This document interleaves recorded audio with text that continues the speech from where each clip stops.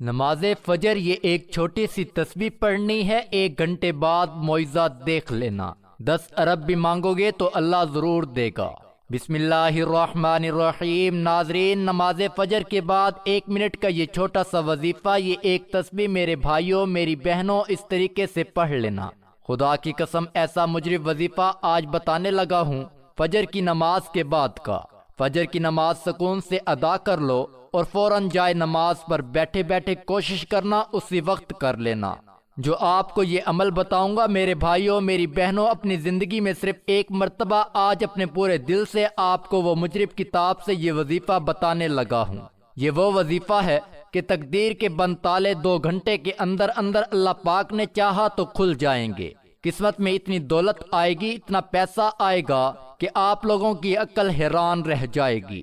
یہ وہ تسبیح ہے جس میں 2 وظائف ملا کے چھوٹا سا ایک عمل کرنا ہے۔ اتنا چھوٹا اور آسان وظیفہ آپ نے اپنی پوری زندگی میں شاید نہ کیا ہو۔ مرد اور خواتین دونوں یہ وظیفہ پڑھ سکتے ہیں۔ اگر میری بہنیں مالی طور پر بہت پریشان ہیں، قرضوں میں ڈوبی ہوئی ہیں، آپ لوگ خود مجھے بتائیں کتنے لوگ ایسے ہیں جو پریشانی میں ہیں، تنگ دستی میں ہیں۔ فجر کی نماز جیسے ہی تمام میری بہن بھائی پوری دنیا میں، آپ کے ملک میں، آپ کے شہر میں، آپ لوگ جب فجر کی نماز ادا کر لو، میرے بھائی اگر مسجد میں نماز پڑھتے ہیں تو وہیں وظیفہ پڑھ لیں۔ اگر گھر میں فجر کی نماز پڑھتے ہیں تو نماز جیسے ہی مکمل ہو جائے تو فوراً یہ وظیفہ کوشش کرنا جائے نماز پہ بیٹھے بیٹھے پڑھ لینا۔ اگر جائے نماز پر بیٹھے بیٹھے نہ پڑھ سکو تو آپ کے پاس وقت موجود ہے، آدھے یا 1 گھنٹے کے اندر اندر بھی آپ لوگ پڑھ سکتے ہو۔ میری بہنیں بھی اسی طریقے سے نماز فجر جب ادا کر لیں تو پھر اس کے بعد آپ لوگ یہ وظیفہ فوراً پڑھ لینا۔ یہ وظیفہ خاص طور پر جو قرضوں میں ڈوب چکے ہیں وہ بھی یہ وظیفہ لازمی پڑھیں، اور جو میرے بھائی بہن چاہتے ہیں کہ فوری طور پر ان کی پریشانی ختم ہو اور مالی حالات بہتر ہو جائیں، ان کی زندگی میں اگر فاقے ہیں، گھر میں غربت ہے، گھر میں جھگڑے ہیں، گھر کا ماحول خراب ہو چکا ہے، بلکہ پیسوں کی وجہ سے نظام خراب ہے، ایک بات میں آپ لوگوں کو اور بتا دوں، یہ وظیفہ جو ہے اس کے ساتھ 2 وظائف ملا کے آپ کو یہ پورا عمل کرنا ہے۔ ایسا عمل ہے 1 منٹ سے بھی کم وقت لگے گا۔ اگر آپ بھی چاہتے ہیں کہ آپ کی تقدیر اور قسمت بدل جائے تو آج کا یہ وظیفہ بہت ہی مستند اور مجرب ہے۔ جو شخص کسی کاروباری اعتبار سے یا مال و دولت کی وجہ سے پریشان ہے، اس شخص کو چاہیے وہ یہ وظیفہ پڑھ لے۔ اس عمل کی برکت سے انشاءاللہ اللہ پاک آپ کے رزق اور کاروبار میں بے پناہ برکتیں اور وسعتیں عطا فرمائے گا، آپ کے رزق اور مال و دولت کو کشادہ کرے گا، ہر پریشانی سے بچائے گا، ہر مصیبت اور دکھ سے محفوظ ہو جائے گا۔ دنیا بھر میں کوئی بھی شخص اس کے ساتھ زیادتی نہیں کر سکے گا، ہر جگہ اس شخص کو کامیابی ہی کامیابی ملے گی۔ اگر وہ کوئی بھی کاروبار کرے گا یا تجارت کرے گا، اس کو دگنا نفع ہوگا، یعنی اگر وہ شخص مٹی میں ہاتھ ڈالے گا تو وہ بھی سونا بن جائے گی۔ اگر آپ نے یہ وظیفہ ہمارے بتائے گئے طریقے کے مطابق مکمل کیا تو یقین مانیے انشاءاللہ اللہ پاک آپ کو اتنا رزق عطا فرمائے گا کہ آپ کی جان پہچان کے لوگ آپ پر رشک کریں گے۔ جب آپ اس عمل کو خود ہی کریں گے تو انشاءاللہ اللہ پاک کے فضل و کرم سے آپ کو بھی یقین ہو جائے گا، اور پھر آپ خود بھی یہ وظیفہ کریں گے، دوسرے لوگوں کو بھی بتائیں گے کہ مجھے اس وظیفے نے مالا مال کر دیا ہے، اور اب اللہ تعالیٰ نے مجھ پر اتنا کرم کیا ہے اور میرا رزق میرے لیے بہت کشادہ فرما دیا ہے۔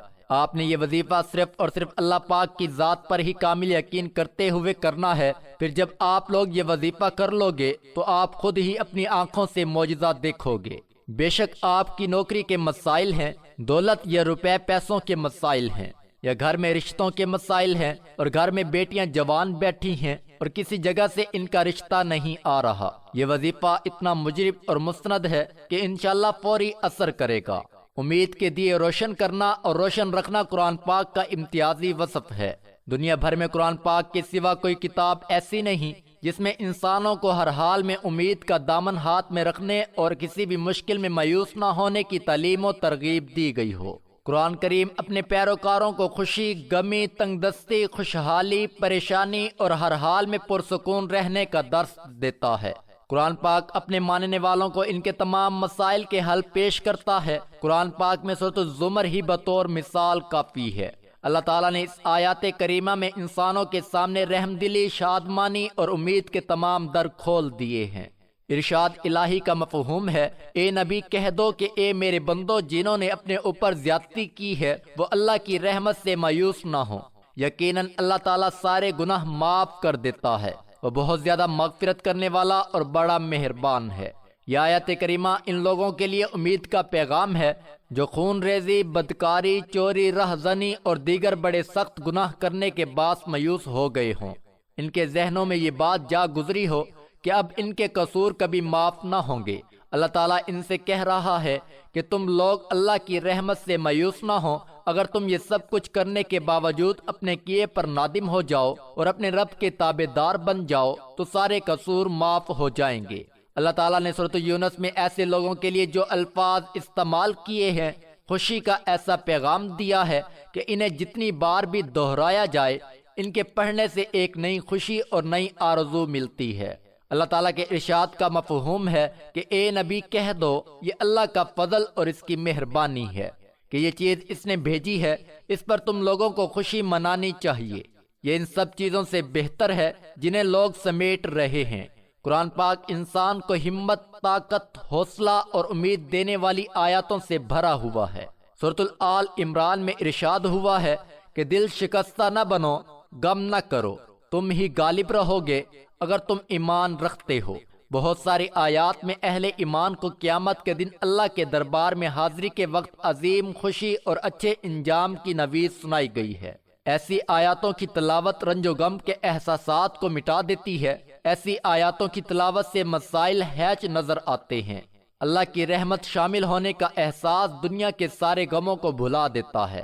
سورۃ البقرہ میں اللہ تعالیٰ اہل ایمان کی خصوصیات بیان کرتا ہے کہ ان پر کوئی مصیبت پڑتی ہے تو کہتے ہیں کہ ہم اللہ ہی کے ہیں اور اللہ ہی کی طرف ہمیں پلٹ کر جانا ہے۔ انہیں خوشخبری دے دو، ان پر ان کے رب کی طرف سے بڑی عنایت ہوگی۔ اللہ کی رحمت ان پر سایہ کرے گی، اور امید رہنے کے جو فوائد مختلف جائزوں سے سامنے آئے ہیں ان میں نمایاں ترین یہ ہیں۔ پر امید رہنے سے امراض کو روکنے والا نظام مضبوط ہوتا ہے۔ پر امید انسان مناسب فیصلے کرتا ہے اور مشکل حالات کا مقابلہ اچھی طرح سے کر لیتا ہے۔ ایسا انسان ہر دل عزیز ہوتا ہے اور سماجی تعلقات میں زیادہ لچکدار ہوتا ہے اور ملنے جلنے والوں کے ساتھ آسانی سے گھل مل جاتا ہے، اور امیدی سے خوشی ملتی ہے اور امیدی سے دماغ کو آرام ملتا ہے۔ پر امید رہنا ایمان کا حصہ ہے۔ مومن رب کی رحمت سوچ کر خوش رہتا ہے، مایوس انسان ناقص لا ایمان ہوتا ہے، ہر وقت منفی سوچ کے باعث مشکل میں پڑا رہتا ہے۔ سیدنا یعقوب علیہ السلام کا واقعہ یاد کیجئے، وہ ایک بیٹے کو درندے کے ہاتھوں ہلاکت کی کہانی سننے اور دوسرے بیٹے پر چوری کی واردات میں قید ہونے کا دعویٰ سننے کے باوجود مایوس نہیں ہوئے۔ پیغمبر اسلام پر امید رہنا پسند کیا کرتے تھے۔ پیغمبر اسلام محمد مصطفیٰ صلی اللہ علیہ وسلم ہمیشہ پر امید رہتے تھے۔ وہ ہمیشہ نوید سنانے کا اہتمام کیا کرتے تھے، اپنے ساتھیوں کو اگر مگر کے چکر میں پڑنے سے روکتے اور فرماتے کہ اگر مگر شیطان کے در کھولتا ہے۔ رسول کریم صلی اللہ علیہ وسلم اپنے صحابہ رضی اللہ تعالی عنہ کو یہ درس دیتے تھے کہ جب تمہارے سامنے کوئی نامناسب واقعہ ہو جائے تو یہ کہا کرو تقدیر میں یہی تھا، اللہ کی مشیت یہی تھی، اس نے جو چاہا کیا۔ اس لیے ہمیں بھی ہمیشہ پر امید رہنا چاہیے اور مایوس نہیں ہونا چاہیے۔ حالات جتنے بھی مشکل ہوں اللہ پر بھروسہ رکھنا چاہیے اور اس سے اچھے کی امید رکھنی چاہیے۔ انشاءاللہ وہ آپ کو ضرور عطا کر دے گا اور آپ کے تمام مسائل بھی حل کر دے گا۔ امید زندگی کے سفر میں کبھی ایسے موڑ بھی آتے ہیں جب انسان امید اور نا امیدی کے دوراہے پر آ کر کھڑا ہوتا ہے۔ امید اور نا امیدی کا دورہ جہاں ایک ہستی کے ہونے کا احساس اور یقین ہوتا ہے جس کے پاس ان کی طاقت ہے، جس کا ایک اشارہ انہونی کو ہونی میں بدل دیتا ہے۔ امید اللہ پر یقین ہے، نا امیدی اللہ کا انکار۔ نا امیدی کو کفر کہا گیا ہے۔ حضرت یعقوب علیہ السلام نے اپنے بیٹوں کو حضرت یوسف علیہ السلام کی تلاش پر روانہ کرتے وقت فرمایا تھا، خدا کی رحمت سے نا امید نہ ہونا۔ خدا کی رحمت سے صرف کافر نا امید ہوتے ہیں۔ تو یوسف آیت نمبر 87 اللہ کی طرف دیکھ کر امید پیدا ہوتی ہے، دنیا کی طرف دیکھ کر نا امیدی ہوتی ہے۔ بس امید اور نا امیدی کے بیچ اللہ ہی ہے۔ آپ اپنے رب پر امید رکھتے ہوئے یہ وظیفہ کرنا، انشاءاللہ وہ آپ کے تمام مسائل حل کر دے گا۔ یہ عمل تو آپ لوگ کر لو گے، لیکن آپ لوگ اگر رزق اور پیسوں کے لیے یہ وظیفہ پڑھ رہے ہو تو آپ لوگ لازمی پڑھو۔ اس کے علاوہ اگر آپ لوگوں کے کوئی اور مسائل ہیں، مثال کے طور پر آپ لوگوں میں کئی ایسے میرے بہن بھائی ہیں، بے اولاد ہیں، کچھ ایسے بیمار ہیں جن کی بیماریوں کا علاج ڈاکٹر کو بھی سمجھ نہیں آتا، ڈاکٹر بھی جواب دے جاتے ہیں، تو وہ اپنی تمام بیماریوں کے لیے بھی یہ وظیفہ پڑھیں۔ ذہنی بیماری ہو، جسمانی بیماری ہو، یا نفسیاتی بیماری ہو، یا روحانی مسائل ہوں جو آپ کو عمل لگتا ہو، بندش ہو، جادو کے اثرات ہوں، کچھ بھی ہو، آپ لوگ یہ وظیفہ پڑھ لیں۔ یہ وظیفہ ایسا ہے کہ آپ کے اوپر اگر بڑی سے بڑی کسی کی بد نظر ہے تو وہ بد نظر بھی اللہ پاک کے حکم سے ختم ہو جائے گی۔ آپ پر بندشیں ہیں تو بندشیں بھی ختم ہو جائیں گی، آپ پر جادو کے اثرات ہیں تو وہ بھی ختم ہو جائیں گے، اور غیب سے آپ کے لیے رزق کے دروازے ایسے کھلیں گے، فوری طور پر آپ دیکھیں گے کہ ایسے اسباب بن جائیں گے کہ آپ لوگ خود حیران رہ جاؤ گے، خود پریشان ہو جاؤ گے کہ یہ آخر اتنی دولت اور پیسہ اچانک برسنا کہاں سے شروع ہو گیا ہے۔ تو نا امید نہ ہو، آپ لوگ یہ وظیفہ فجر کی نماز کے بعد اللہ پاک کی ذات پر یقین کرتے ہوئے، اللہ پاک کی ذات پر بھروسہ کرتے ہوئے آپ کو یہ وظیفہ پڑھنا ہے۔ اب اس وظیفے کو سمجھ لو، آپ نے آخر تک ویڈیو دیکھنی ہے، بڑی محنت سے، بڑے ہی دل سے یہ ویڈیو آپ لوگوں کے لیے بنائی ہے تاکہ آپ لوگوں کو جس ترتیب سے یہ پورا وظیفہ بتایا جائے آپ لوگ پڑھ لو، اور آپ کی مالی پریشانی اللہ پاک کے حکم سے ختم ہو جائے، آپ کو غیب سے رزق مل جائے، اور پیسہ دینے والی جو ذات ہے وہ اللہ پاک کی ذات ہے۔ تو یہ وظیفہ آپ کو اللہ پاک کی ذات پر پورا یقین کرتے ہوئے، بھروسہ کرتے ہوئے آپ کو وظیفہ پڑھ لینا ہے۔ اب وظیفے کو سمجھ لو کہ وظیفہ پڑھنا کس طرح سے ہے۔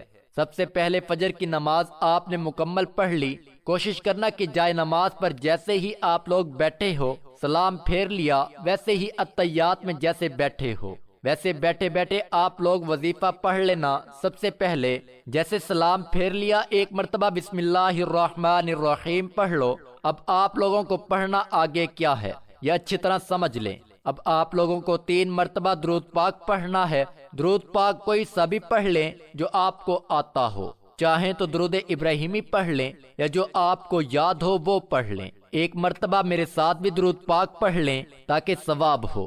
اللہم صلی علی محمد وعلی آل محمد کما صلیت علی ابراہیم وعلی آل ابراہیم انک حمید مجید۔ اللہم بارک علی محمد وعلی آل محمد کما بارکت علی ابراہیم وعلی آل ابراہیم انک حمید مجید۔ اس کے بعد آپ لوگ پڑھیں گے یا اللہ۔ ایک مرتبہ میں نے پڑھ لیا، آپ لوگ دوسری مرتبہ بھی پڑھیں گے یا اللہ، 2 بار ہو گیا۔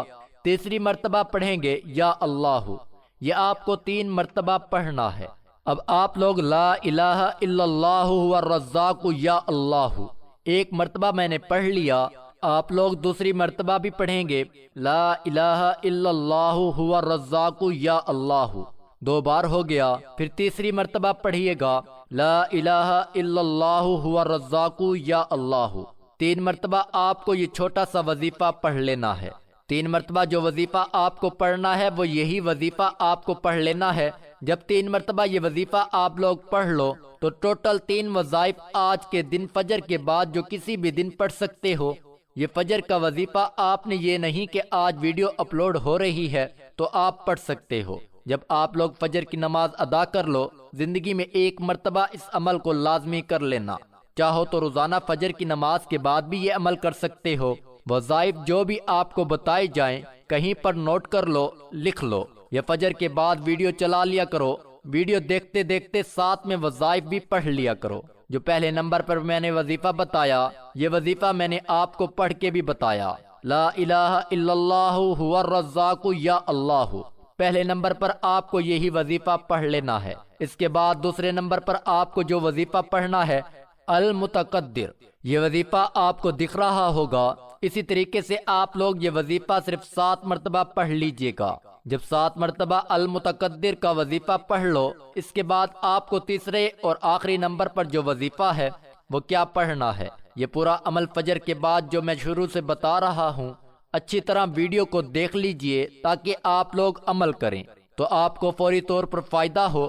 یہ مجرب اور آزمودہ وظیفہ ہے، روزانہ فجر کے بعد پڑھ سکتے ہیں، اور آپ جب پوری ویڈیو دیکھ لیں تو آپ کو اجازت بھی مل جائے گی۔